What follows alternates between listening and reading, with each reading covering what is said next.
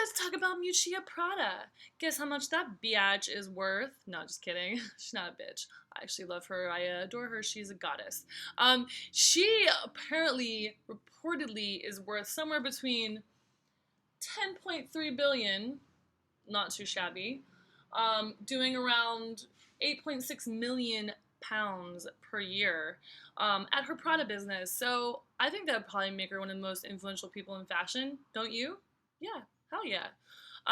Nothing I love more than a woman who can freaking kick ass in fashion, make a shit ton of money, and do the whole thing with her husband, Mr. Bertelli, and, take over a family business. And, so Miuccia Prada, welcome to this episode. Sorry, I'm a spaz this morning of my bio series for my YouTube channel. And I wanted to just talk about some of the most influential people in fashion on this series. And Miuccia Prada is by far one of them. So Miuccia was born in Italy in 1949. Her birthday's May 10th, so that makes her a Taurus. And I love Tauruses. They're great, stubborn people. Very intelligent and fun. And her full name is Maria Bianchi Prada. Now, she was born into a family. Her grandfather started the Prada, it was like a trunk and leather goods suitcase style line in 1913. And it was the Italian version of Hermes or Louis Vuitton. So that's what her grandfather had started.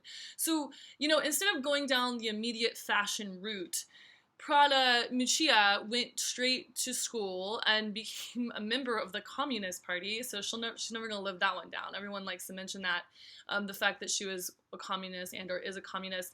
And she attended university in Milan and studied and got her PhD in political science. So after she finished and graduated from college, she then went on to be a mime. Yes, you heard it from me correctly. A mime. Like a clown, but a silent clown that dresses in black and white. Studying at the Piccolo Teatro Theater in Milan. So she did that for 5 years before entering the family business at Prada in 1978. So she started, then she wasn't married to him yet, but her future husband and or fiance, Bertelli, I'm looking down my notes so I can say his name right, Patrizio Bertelli, also joined Prada at that time with her. I don't know them personally, but what I like to imagine, supporting her and helping her make shit happen and kind of turn on the family business, because it had kind of become a little bit of an old stodgy brand at that point. Now, Miuccia really kind of wooed the fashion business when she came out with a nylon backpack and nylon messenger bag, handbags for Prada in 1985. Now, in the 1980s, everything was that kind of showy, over-the-top, slutty, trashy 80s vibe.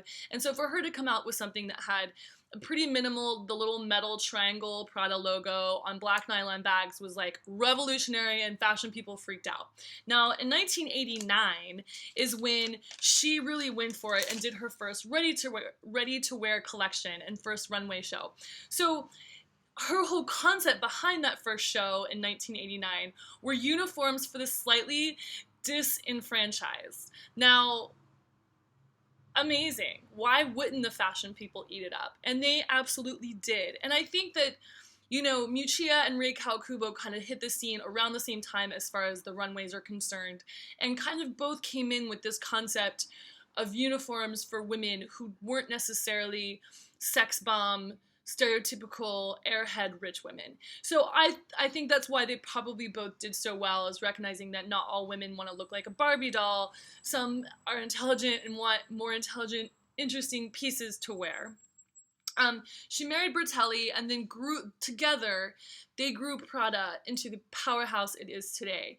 In 92, they launched Miu Miu, and, Miu Miu kind of with the concept, that's her nickname, and Miu Miu was a little bit of the concept of like her own everyday wardrobe and her own uniform versus what she expressed and the concept she expressed through Prada, which was more of her family brand. She did Miu Miu as her own concept of her uniform season per season, and it was also seen as like the contemporary or cheaper line. It's not always that much cheaper or less expensive, but it's definitely, I feel like Miu Miu easily is up there with Prada, and it usually does completely reflect how Ms. Prada is dressing at the moment.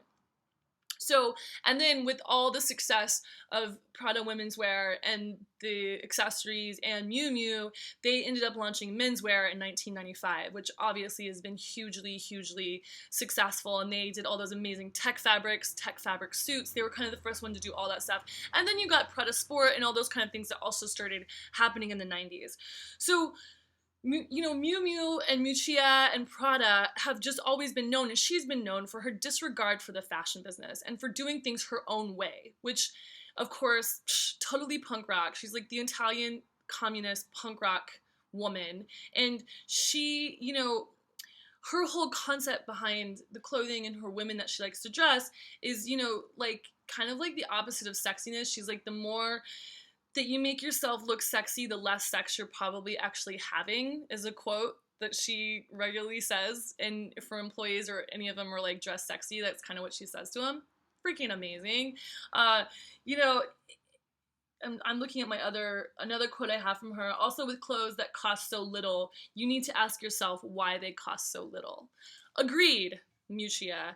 I always have the conversation of, you know, when you're going to H&M or Forever 21 or any of those places, you have to ask yourself what's sacrifice in exchange for that $5 shirt or those $15 jeans. And I can tell you it's definitely quality, and the quality of the people, of the life, the quality of the life of the people who are making those clothes for you.